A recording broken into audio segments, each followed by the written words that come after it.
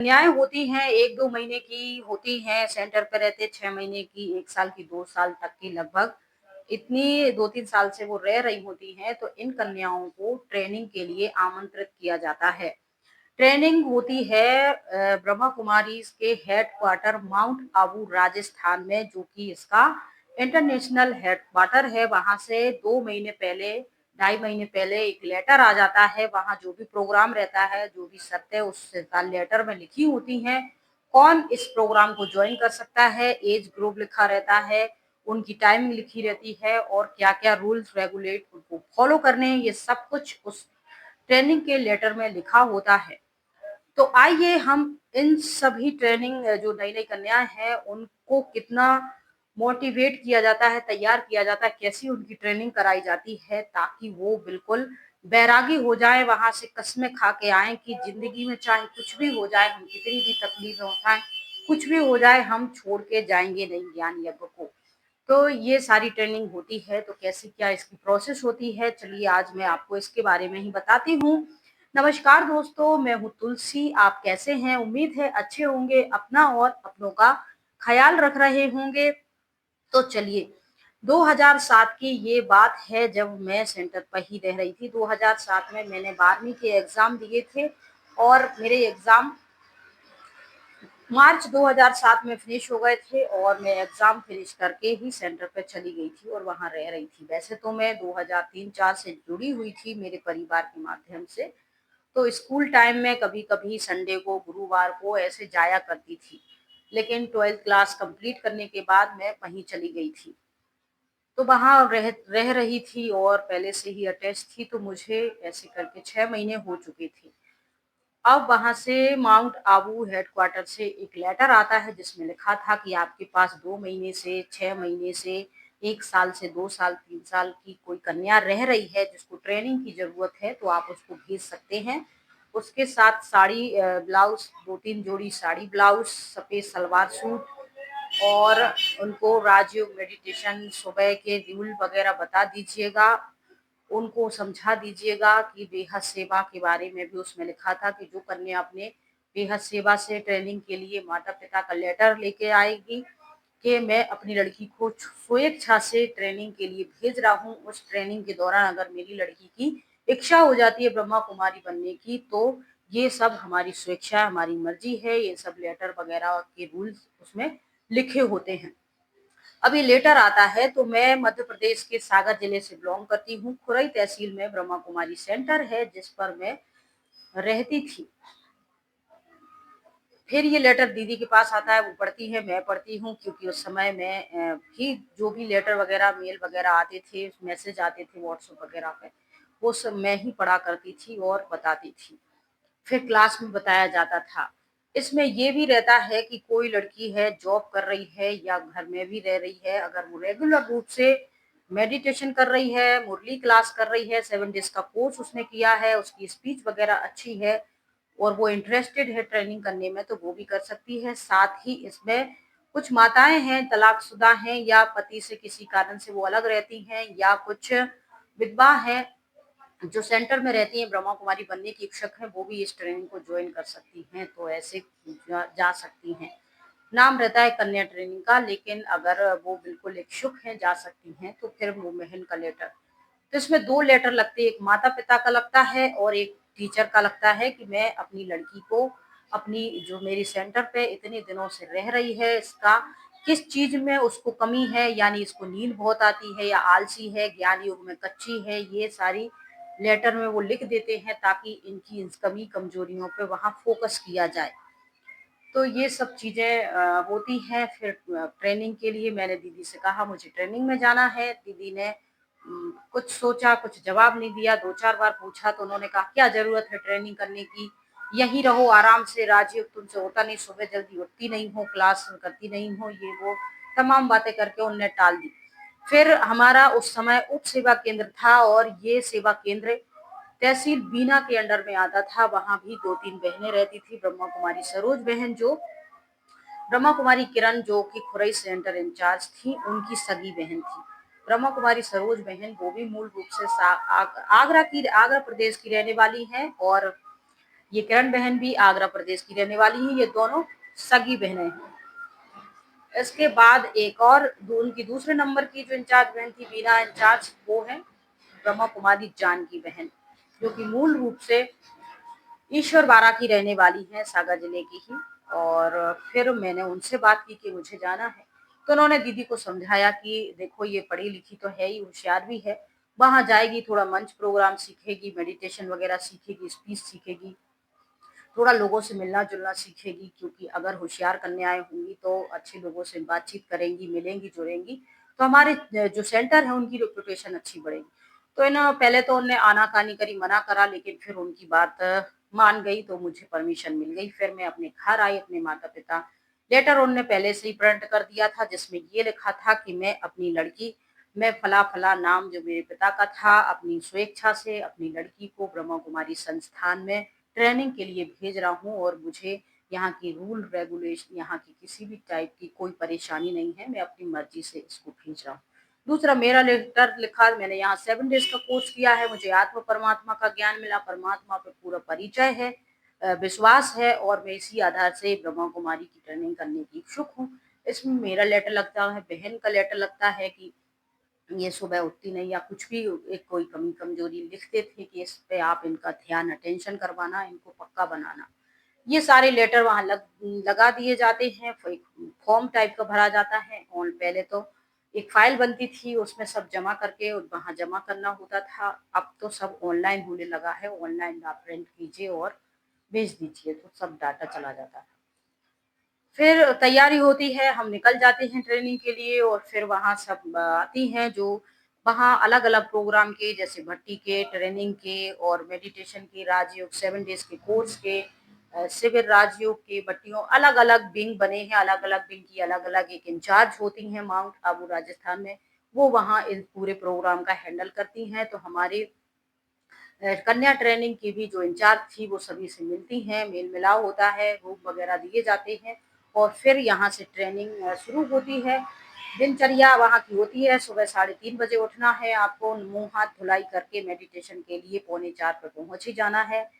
5:30 बजे तक मेडिटेशन वगैरह के लिए आपको पहुंच के 1 घंटा मेडिटेशन करना है। फिर 5 से आप जाएंगी, नहा धो के कपड़े वगैरह धुलाई करके चाय वगैरह पी के आपको 6:30 बजे पहुंचना है। 7 बजे तक मेडिटेशन करना है, मुरली सुनना है, मुरली के बाद आधा घंटा आपको वहाँ मंथन करना है, और ये सब ट्रेनिंग होती थी। आज संगीत के बारे में बातचीत करेंगे, आज इसके बारे में बातचीत करेंगे, उसके बारे में बातचीत करेंगे, और फिर ये सारा कुछ चल रहा था। बीच बीच में आप शक्ति हो, परमात्मा की आदि शक्ति हो, आपको भगवान ने चुना है विशेष कार्य के लिए, हमको विश्व बंधुत्व की भावना जागृत करनी है, और ये तमाम चीजें वहाँ परिपक्व दुनिया के लिए, आप मर गई हो, कन्या हो, शक्ति हो, कमजोर मत समझना, ऐसी बहुत सारी मोटिवेशनल आपको बातें बताई जा रही थी कि आपको एकदम से दुनिया से, घर परिवार से, माता पिता से, इन सबसे बैराग आ जाता है। 1 महीने आपकी ट्रेनिंग चलती है, इसमें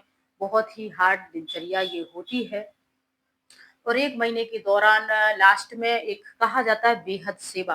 बेहद सेवा में होता ये है कि आप जहाँ से आई हो वहां आप वापस नहीं जा रही हो, आपके घर परिवार, बहन, सेंटर, ये सबसे डिस्कनेक्ट हो गई हो, और जो उस विंग की जो ट्रेनिंग करा रही थी कन्याओं को, वो चाहे उन कन्याओं को पूरे पूरा भारत है, किसी भी राज्य में किसी भी सेवा केंद्र पर भेज सकती हैं, या फिर वो आउट ऑफ इंडिया भी भेज सकती, यानी इंटरनेशनल, विदेश कहीं भी भेज सकती हैं आपको सेवा के माध्यम, सेवा के लिए, वो उनकी मर्जी हो जाती है। तो इसमें इसमें टीचर वगैरह की कोई परमिशन नहीं ली जाती। 1 महीने की ट्रेनिंग के बाद उनसे कहा जाता है कि तुम में से कौन लड़कियां हैं जो बेहद सेवा में जाना चाह रही हैं। देखिए, आपका यहाँ आत्म परमात्मा का मेडिटेशन का दिनचर्या है, क्लास कैसे करानी है, नए लोगों से कैसे मिलना, पुराने लोगों से कैसे मिलना है, व्यवहार कैसे करना, कैसे बातचीत करनी, ये सारी चीजें सिखाई जाती हैं, और बहुत सारी ऐसी बातें होती हैं जो उठ के बाद। अब बेहद सेवा के बारे में हम अगले टॉपिक में बात करेंगे, अभी ट्रेनिंग के बारे में बात करते हैं। तो ये सारी ट्रेनिंग कन्याओं की होती है, और वहाँ संकल्प रोज एक लेटर लिखवाया जाता था, जिसमें आपका नाम, आपने परमात्मा को साक्षी मानते हैं, मुझे पूरा विश्वास है, ज्ञान योग पे विश्वास है, और ये है, अगर कोई गलती होती है मैं अगर इस जो यहाँ के रूल हैं, जैसे ज्ञान योग है, धारणाएँ हैं, पवित्रता, काम, क्रोध, लोभ, मोह, अहंकार, इसमें से कोई भी विकृति मेरे अंदर है, इसके वशीभूत होकर अगर मैं कोई भी गलत कदम उठाती हूँ, तो संस्था तुम्हें यहाँ से निकाल सकती है। ये सारे कुछ लेटर होता था, साइन होते थे, जमा होते थे। तुम्हारे अंदर नींद नींद बहुत आती है, तुम्हारा मन नहीं लगता है, तुम्हारे अंदर लालच है, ये सब कुछ लिखो कि मेरे अंदर ये कमी है, मेरे अंदर ये सब लिख-लिख के आप वहाँ रोज़ कोई ना कोई ऐसी चीज़ें लिख-लिख के वहाँ बॉक्स में डाली जाती थी, कलेक्ट कराई जाती थी। आप लड़ाई झगड़ा करती हो, चोरी चकारी करती हो, झूठ बोलती हो तो ये सारी चीज़ें लिखो कि मैं ऐसा करती हूँ। अगर कल को कुछ हुआ, संस्था मुझे निकालेगी तो उसकी ज़िम्मेवार मैं खुद होंगी। मैंने गलतियाँ करी हैं, मैंने यहाँ के रूल का पालन नहीं किया है, उल्लंघन किया है, इसलिए संस्था मुझे निकाल सकती है, उसकी ज़िम्मेवार मैं खुद होंगी। तो उस समय हम नए-नए थे, ट्रेनिंग हो रही थी, वरिष्ठ भाई-बहन बैठे थे, आत्म परमात्मा का नशा चढ़ा था। हमेशा बुद्धि में ये रहता था कि हम इतने समय के बाद आए, इतना वक़्त बर्बाद हो गया है, संस्था को चलते 70 साल हो चुके हैं और भगवान कब से ज्ञान बाँट रहा है। सब बहनों ने, भाई-बहनों ने और सब लोगों ने इतनी त्याग तपस्या कर ली, ये तो स्वर्ग के महाराजा महारानी बनेंगे, हम तो कुछ भी नहीं है इनके सामने। स्वर्ग में दास दासी का पद मिल जाए वो ही बहुत है, उसके लिए थोड़ी बहुत 5-6 साल अगर मेहनत कर ली, क्योंकि विनाश होने वाला है, अपना तन भी लगाना। तो उस समय सब ये नशा चढ़ा रहता था, तो कभी मन में ये आया ही नहीं कि अगर सेंटर की तरफ से या इनके इंचार्ज की तरफ से या यहाँ की बड़ी बहनों की तरफ से कोई ऐसी परिस्थिति क्रिएट की गई जिस पर हम मजबूर हो जाएं कोई मर्यादा का उल्लंघन करने पर, तो उसकी जिम्मेवारी हमारी ही आएगी, क्योंकि ये सब कुछ तो हमने लिख दिया था लेटर में कि जो भी परिस्थिति बनेगी छोड़ने की, और संस्था अगर हम छोड़ते हैं या संस्था निकालती है तो हम जिम्मेवार रहेंगे, संस्था नहीं रहेगी। ये सारा कुछ लेटर उस समय लिखा जा रहा था, लेकिन समझ में नहीं आ रहा था।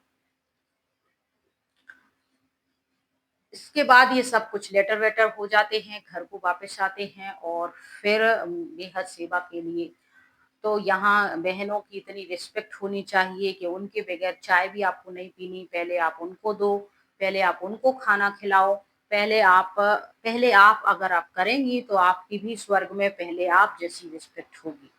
आपकी दीदी ही आपकी सब कुछ है, वो जैसा कह रही हैं वैसा ही आपको करना है। वो दिन को दिन कह रही, दिन को रात कह रही तो रात समय, उस समय सब कुछ अच्छा-अच्छा लग रहा था, अच्छा-अच्छा लग रहा था, और ये सब कुछ जो है ट्रेनिंग खत्म हो जाती है। अब हमें उठना है 3:30 बजे, साफ-सफाई करनी, मेडिटेशन करना है, कपड़े वगैरह धुलाई करके नाश्ता-पानी, चाय-वाय उनको देना है, तेल मालिश करना है, सारा दिन भागा-दौड़ी। अब दीदी सुबह क्लास कराने के बाद, नाश्ता-वास्ता करने के बाद अगर कहीं चली गई या उनने नाश्ता नहीं किया, 12-1 बज गया, 2 बज गया, तो तुमको खाली पेट भूखे-प्यासे 2-3 बजे तक रहना है। तब तक तो तुम्हारी ऐसी हालत होने वाली है कि तुम पूछो ही मत।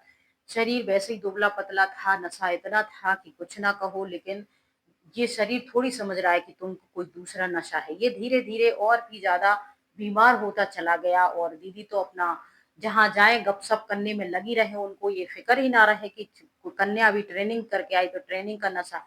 और वहाँ संकल्प करके आए थे कि 1 साल तक अपने माता-पिता से मिलेंगे नहीं, फ़ोन कॉल पे बात नहीं करेंगे, घर नहीं जाएँगे, अपने किसी रिश्तेदार परिचित से मिलेंगे नहीं। ये कोई एक संकल्प आपको दृढ़ करके आना होता है, तो हम करके आए थे। और फिर हम सेंटर पे आ गए, अपनी जो भी वहाँ थी दिनचर्या 1 महीने में जो ट्रेनिंग दी गई थी उसको पूरा जीवन में अप्लाई किया और सेंटर पे लग गए सेवाएँ देने के लिए। अब यहाँ से हर बात में यही टोचना मिलता, अगर कोई छोटी-सी गलती हो जाए, यही सब सीख के आई थी, यही सब ट्रेनिंग करके आई थी, बस हो गई तुम्हारी ट्रेनिंग की फुस और तुम नहीं कर पाई। अब 1-1 2-2 बजे तक भूखे हैं, सुबह से ना नाश्ता किया, ना चाय-पानी खाई है, ना खाना खाया है। अब 3:30 बजे उठे थे सुबह, तो 8-10 घंटे हो चुके हैं और हम इस इंतजार में बैठे हैं एक आदर्श कन्या बनके कि हमारी दीदी आएँगी, खाना खाएँगी, उनके साथ हम खाना खाएँगे। एक पतिव्रता स्त्री जैसी पहले सिखा दिया जाता था कि पति से पहले खाना नहीं खाना है, अब तो काफ़ी कुछ बदल चुका है। तो ये था धीरे-धीरे, फिर दीदी को तो क्या है, कहीं भी जाएँगी इधर-उधर माताओं से मिलने, तो वहीं बैठी हैं, गप्पे ठोक रही हैं।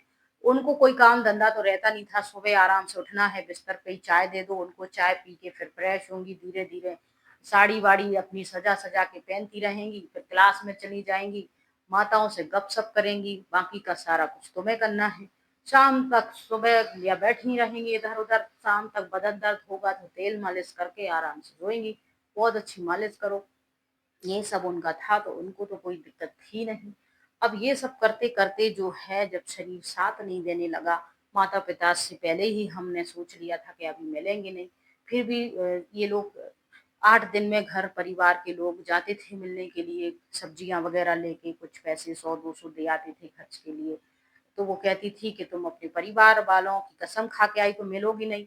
वो लोग जो पैसे देते हैं वो यहाँ जमा कर दिया करो मेरे पास, क्योंकि अगर तुम्हारे पास उनकी दी हुई कोई भी चीज़ रहेगी तो तुम्हारी बुद्धि उनमें जाएगी।